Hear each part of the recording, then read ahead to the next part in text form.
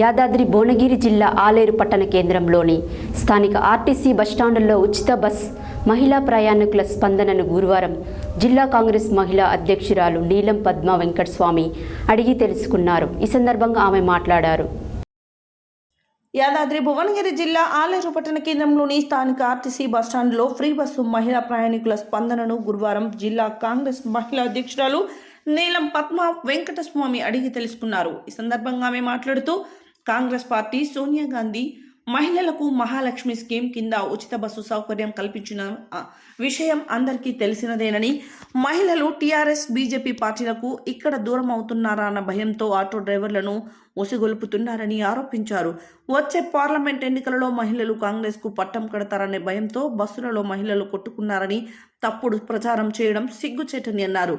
ఈ కార్యక్రమంలో కాంగ్రెస్ పట్టణ అధ్యక్షురాలు పాము అనిత, మండల పార్టీ అధ్యక్షురాలు దీప, పట్టణ ఉపాధ్యక్షురాలు లత, యాట జయ, రేణుక, వనజ, అనుష, స్వాతి తదితరులు పాల్గొన్నారు.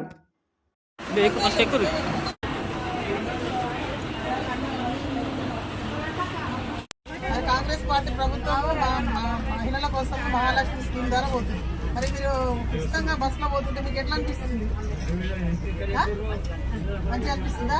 మరి టీఆర్ఎస్ వాళ్ళు ఏం చేస్తారంటే ఈ మహిళలకు ఉచితంగా టికెట్ పెట్టి మాకు ఆటో కార్మికులకు మరి వాళ్ళను ఉసిగొలిపి ఈ మహిళలకు టికెట్లు వద్దు, వాళ్ళకు చిన్న బస్సులో తీసుకుపోతారు, మాకు ఆటోలలో వెళ్ళడానికి ఇబ్బంది అవుతుందని ఆటో వాళ్ళను ఉసిగొలిపి మహిళలకు టికెట్ మళ్ళీ కంటిన్యూ చేయాలని అంటున్నారు. మరి మీకు ఉండాలా వద్దా?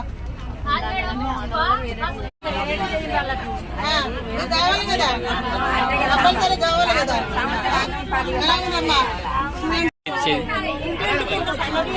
ఇన్సూరెన్స్ కదా, సంతోషంగా ఉందా? హీరో టికెట్ ఇస్తారు కదా. ఈరోజు కాంగ్రెస్ పార్టీ ప్రభుత్వం అధికారంలోకి రాగానే మహిళలకు మహాలక్ష్మి స్కీమ్ కింద ఉచితంగా బస్సు ప్రయాణం కల్పిస్తానని మరి సోనియా గాంధీ చేపట్టిన ఈ కార్యక్రమంలో ప్రతి ఒక్కరు మహిళలు స్పందిస్తున్నారు. ఎందుకంటే మహిళలకు ఉచితంగా బస్సులో ప్రయాణించడం చాలా సంతోషంగా ఉందని చెప్తారు. హీరో టికెట్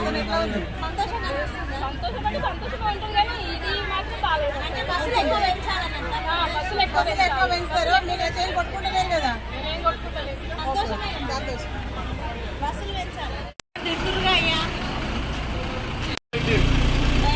ముఖ్యమంత్రి గారు బాగుందా? మరి సోనియమ్మ మీ అందరి కోసం పెట్టింది కదా. మరి ఉచితంగా మీకు జీరో టికెట్ తీసుకోకపోవడం బాగుందా? ఎలా ఉందండి? ఆధార్ కార్డు అడుగుతుంది కదా. మరి ఈ స్కీమ్ వల్ల మీకు మంచిగా లాభం ఉందా నష్టం ఉందా? మంచిగా ఉందా? సోనియా గాంధీ గారు ప్రవేశపెట్టారు. అయితే బీఆర్ఎస్ వాళ్ళు ఏం చేస్తున్నారంటే అధికారం కోల్పోయి వాళ్ళు చాలా బాధలో ఉన్నారు కాబట్టి మహిళలు మీరు బస్సులో కొట్లాడుకుంటున్నారమ్మా? బస్సులో కొట్లాడుకుంటున్నారా? డ్రైవర్ గారు చెప్పండి, కండక్టర్ గారు మహిళలు కొట్టుకున్నారా? ఎక్కడే కొట్టుకుంటున్నారు.